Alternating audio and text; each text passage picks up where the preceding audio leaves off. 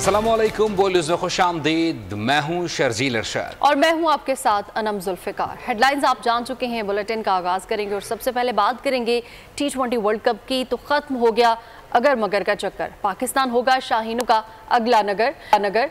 कौमी team T20 world cup से बाहर हो गई है। अमेरिका और आयरलैंड का मैच नहीं हो सका। दोनों टीमों को एक एक पॉइंट मिल गया। पाकिस्तान का सुपर 8 मरहले में जाना अमेरिका की हार से मशरूत था। कौमी टीम आयरलैंड के खिलाफ मैच खेलकर सीधा पाकिस्तान के लिए परवाज करेगी। बड़े बड़े नाम अमेरिका में हुए ऐसे नाकाम के पहले ही मरहले में वर्ल्ड कप से बाहर हो गए। कौमी टीम ने अमेरिका में 3 मैच खेले, तीनों में बल्लेबाजों की एक न चली। कौन से स्टार ने क्या गोल खिलाए, जानते हैं इस रिपोर्ट में। T20 वर्ल्ड कप से कौमी टीम आउट। शायकीन क्रिकेट ने प्लेयर्स को खरी खरी सुना दी। कहा अपने खिलाड़ियों से ऐसी उम्मीद नहीं थी। इस टूर्नामेंट में बॉलर्स ने फिर अच्छी कारकर्दगी दिखाई, बैटर्स ने तो कुछ नहीं किया। आइए आपको क्रिकेट लवर्स के तासुरात दिखाते हैं। यूसी बहुत ज़्यादा मायूसी हुई है, पूरी कौम को हुई है मायूसी। उनसे जीता हुआ मैच इन्होंने हारा है, जीते हुए मैच को। इन्होंने पहले ही बहुत अवाम को बाजिन किया हुआ था। चलो ये था कि हमने सोचा कि टारगेट कम है, शायद ये जीत ही जाएं, पर इन्होंने फिर वही परफॉर्मेंस की है। कोई अवाम को दोबारा फिर मायूस किया है। टीम मैनेजमेंट ही नहीं है, किसको खिलाना चाहिए किसको नहीं खिलाना चाहिए पता ही नहीं है उनको। मोहसिन नकवी साहब खुद उधर हैं, ये सारे सिफारिश की बिना पे है, जीते हुए मैच हारे हैं। पाकिस्तानी क्रिकेट फैन हम सब में शदीद गुस्से और गम की लहर दौड़ रही है अभी, क्योंकि पाकिस्तान टीम ने परफॉर्मेंस ही ऐसी की है। यूएसए जो पहली बार क्रिकेट वर्ल्ड कप अपना खेल रही थी, हम उससे भी बुरी तरह हार गए। पाकिस्तान की टीम एक बार फिर अगर मगर का शिकार थी, जो आज खैर से वापसी रवाना हो गई। शर्म आनी चाहिए इस टीम को। यूएसए की टीम पहुंच गई, हम सुपर क्वालीफाई से भी बाहर निकले। यूएसए से आप हार गए, इंडिया से हार गए, आगे चल के आप हारते ही और क्या होता। हमारे हिसाब से किसी भी चेयरमैन से गुजारिश है कि ये थोड़ी टीम में आप थोड़ा ऑपरेशन करें, थोड़ी टीम चेंज होने चाहिए हमारे हिसाब से। बाबर आजम इख्तियारात नहीं ले रहे। बाबर आजम के इख्तियारात ना लेने का नुकसान टीम को हो रहा है। कौमी टीम के साबिक कप्तान इंजमामुल हक ने कहा है कि बाबर आजम ने दूसरी बार कप्तानी तो कबूल कर ली, लेकिन वो अपनी कारकर्दगी और कप्तान की हैसियत से इंसाफ नहीं कर सके हैं। कप्तान को कई बार इख्तियारात नहीं दिए जाते, उन्हें इख्तियारात लेना पड़ते हैं। और अब कुछ बात कर लेते हैं अच्छी खबर की। बड़ी ईद पर आवाम को बड़ा तोहफा। पेट्रोल की कीमत में 10 रुपये 20 पैसे कमी कर दी गई है। नई कीमतों का इतलाक भी फौरी तौर पर कर दिया गया है। डीजल की कीमत में 2 रुपये 33 पैसे फी लीटर कमी की गई है, जबकि पेट्रोल की नई कीमत 258 रुपये 16 पैसे हो गई है। हुकूमत ने 1 जून को भी पेट्रोल की कीमत में 4 रुपये 74 पैसे की कमी की थी। पेट्रोल की कीमत में बड़ी कमी पर अवाम भी खुशी से निहाल। साथ ये भी कह दिया कि दीगर चीज़ें भी सस्ती होनी चाहिए। अवाम का रद्दमल क्या है, क्या कह रहे हैं, आइए आपको दिखाते हैं। ये भी रेट कम हो रहे, डेफिनेटली इसके साथ फिर बहुत सारी चीज़ों में रेट कम होंगे, तो ये अच्छी खुशखबरी है, आवाम के लिए अच्छा रिलीफ है। तो क्या कहेंगे, पेट्रोल में इतना फ़र्क है और 5-10 रुपए कम होते हैं, उससे क्या डिफरेंस होगा। 10 रुपए कम करें और आइंदा के लिए ना फिर 15 रुपए बढ़ा देंगे या 20 रुपए बढ़ा। हम तो ये चाहते हैं कि हुकूमत बिल्कुल कम कर दे कि पब्लिक को आराम होए ना।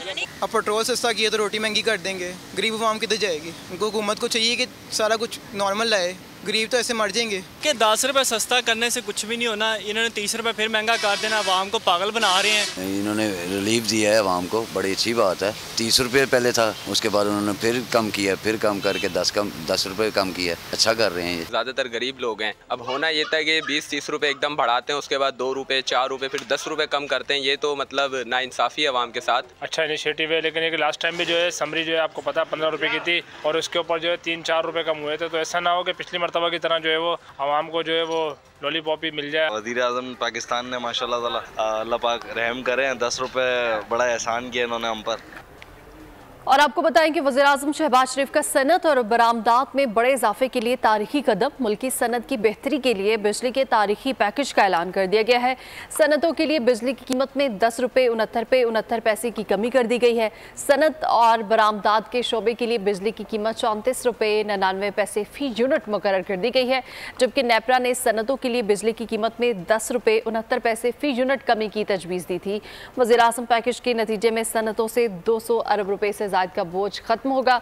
सनतों को आलमी मंडी में अशिया की लागत के मुकाबले के काबिल बनाने के लिए किया गया है। एक तरफ पेट्रोल की कीमत में इजाफा, दूसरी जानिब आवाम को बिजली का झटका भी लगा दिया। नेपरा ने बिजली की बुनियादी टैरिफ में 5 रुपये 72 पैसे इजाफे की मंजूरी दे दी। कीमतें पूरे साल के लिए बढ़ाई जा रही हैं। माली साल 2024-25 के लिए बिजली का बुनियादी टैरिफ बढ़ाया गया है। इजाफे के बाद बिजली का बुनियादी टैरिफ 35.5 रुपये फी यूनिट हो जाएगा, जबकि कीमतें एक साथ बढ़ाई जाएंगी या मरहलावार हतमी फैसला वफाकी काबीना करेगी।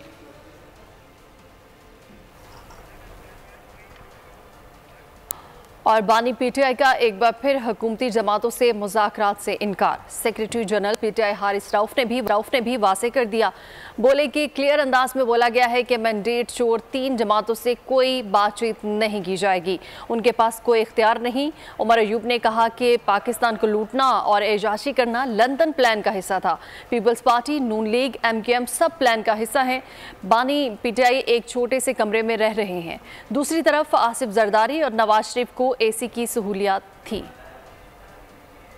खान साहब से हमारी मुलाकात हुई है, ये बताया है हमें कि इस किस्म की कोई सिचुएशन नहीं है। तो बड़ी क्लियरली उन्होंने बड़े ब्लंट अल्फाज में ये कहा है कि जी हमारा कोई इरादा नहीं है कि इन 3 पॉलिटिकल पार्टी से हम किसी स्टेज के ऊपर भी नेगोशिएट करें। सो इस सिलसिले में अगर कोई एम्बिग्विटी थी तो वो दूर हो जानी चाहिए कल की। ये सिर्फ और सिर्फ इन 2 पार्टियों ने मिलके, पीपल्स पार्टी हो गई, PMLN हो गई या MQM हो गई, इन्होंने अपने लिए ये सब कुछ इंजीनियर किया। ये सब कुछ लंदन प्लान का हिस्सा था। मेरे महबूब का उनका जेल का सेल है, वो तकरीबन आपका 7 फुट बाय 9 फुट कमरा। मियां नवाज शरीफ हो गए, मियां शहबाज शरीफ हो गए, ये बाकी जो आसिफ जरदारी जेल में रहा है, इनके पास तो एयर कंडीशनर्स की सहूलत मुहैया।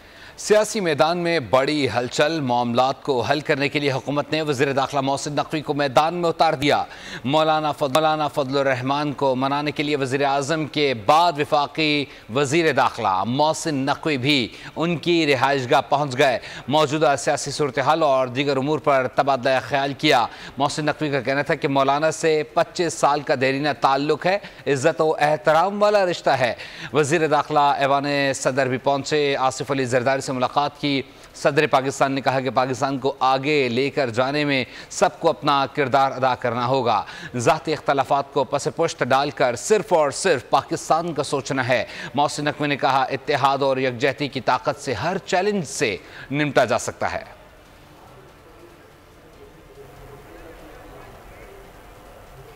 और आपको बताएं कि सिंध का 3056 अरब रुपए का बजट पेश कर दिया गया है। तनख्वाहों में 30 और पेंशन में 15% इजाफा किया गया है।